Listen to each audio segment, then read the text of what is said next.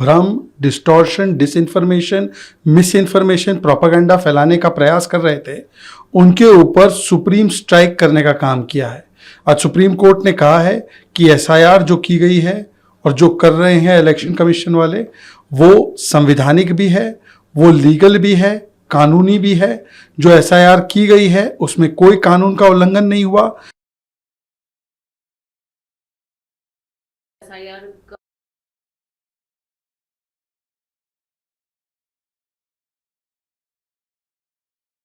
जो एक बड़ा मुद्दा था उस पर सुप्रीम कोर्ट का अहम डिसीजन। सत्यमेव जयते। आज सुप्रीम कोर्ट ने जो एसआईआर और इलेक्शन कमीशन पर लगातार झूठ, भ्रम, distortion, disinformation, miss information, propaganda फैलाने का प्रयास कर रहे थे, उनके ऊपर सुप्रीम स्ट्राइक करने का काम किया है।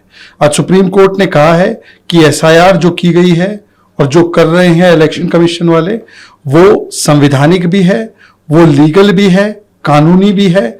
जो एसआईआर की गई है उसमें कोई कानून का उल्लंघन नहीं हुआ।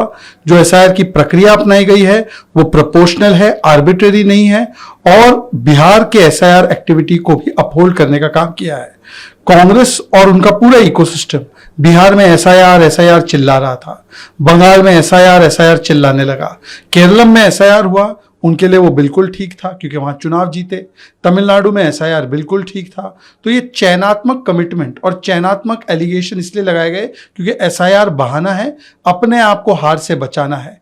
आज जिस प्रकार से कांग्रेस का पूरा इकोसिस्टम, जब वो खुद एसआईआर करते थे तब उसको ठीक मानते थे, चमत्कार मानते थे, आज एसआईआर होती है तो उसको गुनहगार मानते हैं। ये दोहरा रवैया जो है वो पूर्ण तरीके से ध्वस्त हुआ है, और जो वर्डिक्ट आया है उसमें एक स्थापित हो गया है कि फ्री एंड फेयर इलेक्शन के लिए एसआईआर अत्यंत आवश्यक है। How do you see the Supreme Court decision regarding the SIR?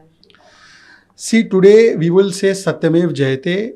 Today the Supreme Court in its verdict on SIR has done a surgical strike on this entire ecosystem of Congress and others who were trying to create propaganda, disinformation, misinformation, fakery and a narrative against SIR and Election Commission merely when they lose the election.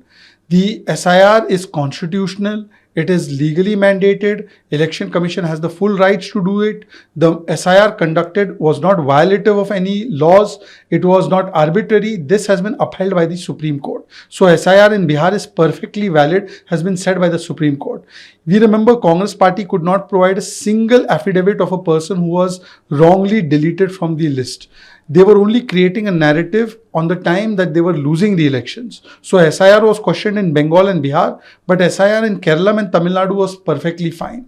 Today, the Supreme Court has vindicated the Election Commission, the SIR activity, and it has also exposed the double standards of the Congress party, particularly Rahul Gandhi. What Karnataka issue yesterday, several round meeting took place around 7 round, and there's a buzz that CM may change. How do you say this? See, Karnataka is an ongoing saga of Congress's confusion and chaos that has been created. And today this has become the longest running OTT series that Kaun Banega Karnataka ka Mukhyamantri. Sometimes it is said that DK Shivkumar will become, sometimes it is said that Siddaramaiah ji will continue, and there is complete confusion and chaos. And in this fight for chair, in this fight for satta, the janta is being ignored in Karnataka. People are suffering from high prices, from law and order issue, from civic infrastructure issues, from waterlogged roads, from women's security issue, from corruption, but there is absolutely no attention being paid to that. And this is the template of the Congress party. This I need confusion, I need chair template. We have seen it in Rajasthan, in Punjab, then we have seen it in Chhattisgarh, and now we are seeing that it is being done in Karnataka too. In Kerala also we saw how there was confusion while appointing the CM. This shows that Congress party is in the comma mode, it is in the mode of confusion and complete chaos. Karnataka में जिस तरह की परिस्थिति चल रही है, कांग्रेस के कई राउंड मीटिंग हो चुकी है, ये कहा जा रहा है कि सिद्धारमैया शायद इस्तीफा दे देंगे, सीएम चेंज हो जाएगा, क्या लग रहा है, क्या करेंगे? देखिए, कर्नाटका में कौन बनेगा मुख्यमंत्री, गेम ऑफ थ्रोन्स आज भी जारी है। लगातार 2.5-3 वर्षों से यही चलता आ रहा है। वहाँ पे सत्ता की चेयर की लड़ाई में शिवकुमार जी, सिद्धरमैया जी, बाकी लोग मस्त है, जनता त्रस्त है, उनको भ्रष्टाचार, law and order issue, civic infrastructure issue, water log roads, इनका सामना करना पड़ रहा है, पर प्रशासन के प्रति कोई भी ध्यान या प्राथमिकता कांग्रेस नहीं देती है। कांग्रेस का हमेशा से ये टेम्पलेट रहता है कि अपने ही लोगों के बीच में सत्ता क्या झगड़ा, सत्ता के लिए लड़ाई कराती रहे। गहलोत पायलट हमने देखा, छत्तीसगढ़ में भूपेश सिंह बाघेल और टीएस सिंहदेव हमने देखा, हिमाचल में भी यही चल रहा है, कर्नाटका और केरल में भी यही चल रहा है। तो कांग्रेस केवल चेयर की लड़ाई, सत्ता की लड़ाई में मस्त रहती है, उनको पावर से मतलब है, पीपल से नहीं।